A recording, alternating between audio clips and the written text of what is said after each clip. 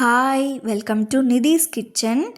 ஒரு இன்ட்ரெஸ்டிங்கான ரெசிபியோடு வந்திருக்கேன். பால் பாயசம், பட் கொஞ்சம் டிஃப்ரெண்ட்டாக ஜீரக சம்பா ரைஸ் அரிசியில் பால் பாயசம் செய்யலாமா? 1/2 லிட்டர் பால் எடுத்துக்கோங்க, அது நல்லா காய்ச்சி எடுத்துக்கோங்க. இன்றைக்கி 100 கிராம் ஜீரக சம்பா ரைஸ் அரிசி தான் நான் எடுத்திருக்கேன். அதுக்கு மெஷர்மெண்ட் வந்து 1/2 லிட்டர் பால். ஓகேங்களா? பால் நல்லா காய்ச்சி எடுத்துக்கோங்க. ஜீரக சம்பா ரைஸ் அரிசியுமே நீங்கள் கழுவி வாஷ் பண்ணி எடுத்து வச்சுக்கோங்க. பால் நல்லா காய்ச்சினதுக்கப்புறமா ஒரு குக்கரில் அந்த 100 கிராம் ஆஃப் ஜீரக சம்பா ரைஸ் அரிசியை போட்டுக்கோங்க.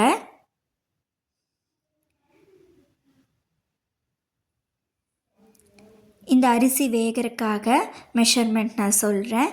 இந்த கிளாஸில் 1.5 கிளாஸ் நான் பால் எடுத்திருக்கேன். க்ரீமியான டெக்ஸ்சர் உள்ள பால் எடுத்திருக்கேன்.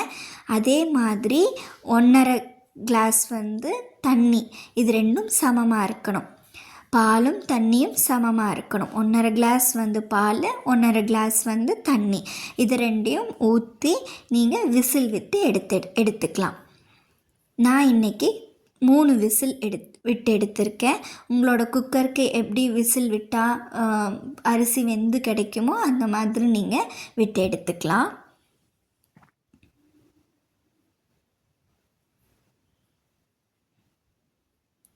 இப்போது இது நல்லா வெந்து வந்திருக்குதுங்க. பார்த்திங்களா? அந்த ரைஸ் நல்லா வெந்திருக்கு. ஆக்சுவலி இந்த ஜீரக சம்பா ரைஸ் அரிசி நல்லா வேக விட்டு எடுக்கணும். வேகாமல் இருந்தால் நல்லா இருக்காது. இப்படி தான் நமக்கு கொஞ்சம் கெட்டியாக இந்த மாதிரி தான், இந்த கன்சிஸ்டன்சியில் தான் நமக்கு கிடைக்கும்.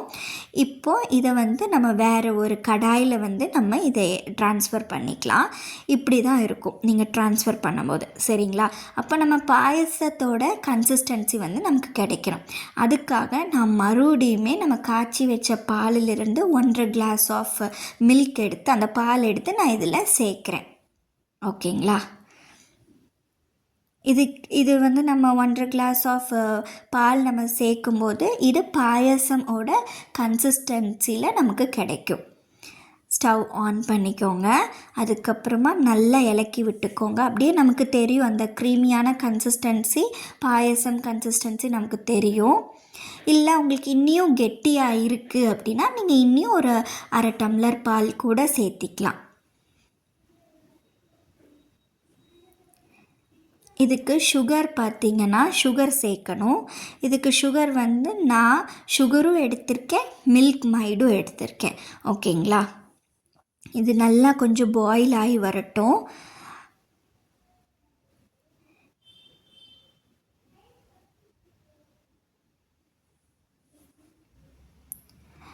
இது சின்ன குழந்தைகளுக்கு எல்லாத்துக்குமே ரொம்ப பிடிச்சமான ஒரு ரெசிபி. பாயசம் பிடிக்காதவங்க கூட இது ரொம்ப விரும்பி சாப்பிடுவாங்கன்னு நினைக்கிறேன். எல்லாருமே இந்த பாயசம் பார்த்திங்கன்னா பச்சரிசியில் செய்வாங்க. அதை விட இந்த ஜீரக சம்பா ரைஸ் அரிசியில் செய்யும்போது ரொம்ப டேஸ்டியான பாயசமாக இருக்கும். அந்த ஜீரக சம்பா ரைஸ் அரிசிக்கே பார்த்திங்கன்னா நல்ல ஒரு மணம் இருக்குது. அந்த மணமும் இதில் சேர்ந்து அந்த பாயசம் ரொம்ப டேஸ்டியாக இருக்கும். இப்போ இது பாயில் ஆகுது பார்த்திங்களா? இது கொஞ்சம் நல்லா பாயில் ஆகட்டும். பாயில் ஆன உடனே நான் இப்போ சுகர் பார்த்திங்கன்னா ஒரு 8 டேபிள் ஸ்பூன் ஆஃப் சுகர் சேர்த்திருக்கேன். இந்த சுகரோட அளவு உங்கள் வீட்டில் ஸ்வீட்னஸ் அனுசரித்து நீங்கள் மாற்றிக்கலாம். ஓகேங்களா? சுகர் சேர்த்ததுக்கப்புறமா இப்படி நல்லா இலக்கி விட்டிங்கன்னா இன்னுமே பாயசம் கொஞ்சம் லூஸ் ஆகும். சுகர் சேர்த்தும் போது கொஞ்சம் வாட்டரி கன்சிஸ்டன்சியில் ஆகும். ஓகேங்களா?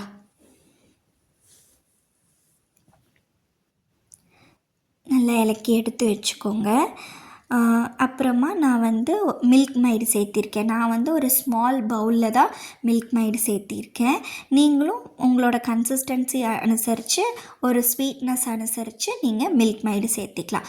மில்க் மைடு சேர்க்கும் போது ரொம்ப ரிச்னஸாக இருக்கும், ரொம்ப க்ரீமியாகவும் இருக்கும். நல்லா சுகர் ரொம்ப விருப்பமாக யூஸ் பண்ணுறவங்களுக்கு இந்த மில்க் மைடு நிறையாவே யூஸ் பண்ணிக்கலாம், தப்பில்லை. இது பார்த்திங்களா? ஹவ் பியூட்டிஃபுல் கலர், அப்படியே சூப்பராக இருக்கும். ஆக்சுவலி எனக்கு பாயசமே பிடிக்காது, ஆனால் நான் இந்த பாயசம் டேஸ்ட் பண்ணுவேன். எனக்கு ரொம்ப பிடிக்கும்.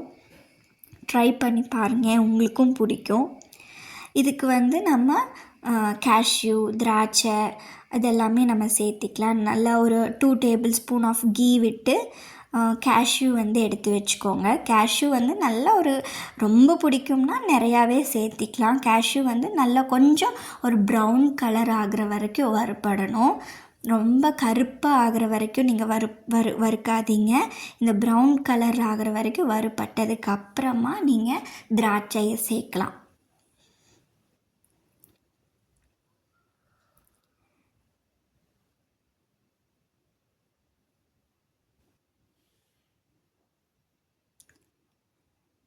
இப்போது ப்ரௌன் கலர் ஆயிடுச்சுங்க. அப்போ அதே மாதிரி நீங்கள் திராட்சை சேர்த்திக்கோங்க. திராட்சையும் சேர்த்து ஆஃப் பண்ணி இதில் அப்படியே நீங்கள் போட்டுக்கலாம். ரொம்ப சூப்பராக இருக்குது. பார்க்குறக்கே ரொம்ப டெம்ப்டிங்காக இருக்குது. நீங்களும் உங்கள் வீட்டில் இது ட்ரை பண்ணி பாருங்கள். உங்களுக்கு பிடிச்சா என்னோடய வீடியோவில் கமெண்ட் பண்ணுங்கள். இது ஒரு ஒரு ஒரு 2 மினிட்ஸ் 2 செகண்ட்ஸ் வரைக்கும் நீங்கள் விட்டுட்டு அதுக்கப்புறமா ஏலக்காய் இருக்குது இல்லைங்களா, ஏலக்காவை தட்டி ஏலக்காவும் மேலே சேர்த்திக்கோங்க. சேர்த்துனதுக்கப்புறமா இது இப்படியே இருக்கட்டும். இருந்ததுக்கப்புறமா ஒரு டைம் இலக்குனதுக்கப்புறமா நீங்கள் இந்த பவுலில் போட்டு சர்வ் பண்ணலாம். நல்லாயிருக்கும். டேஸ்டியான ஒரு ரெசிபி. ட்ரை பண்ணி பாருங்கள். இது என்னோடய ஸ்டைல் ரெசிபி. ட்ரை பண்ணி பாருங்கள். ஃபாலோ பண்ணுங்கள். நிதிஸ் கிச்சனை சப்ஸ்கிரைப் பண்ணுங்கள். தேங்க்யூ.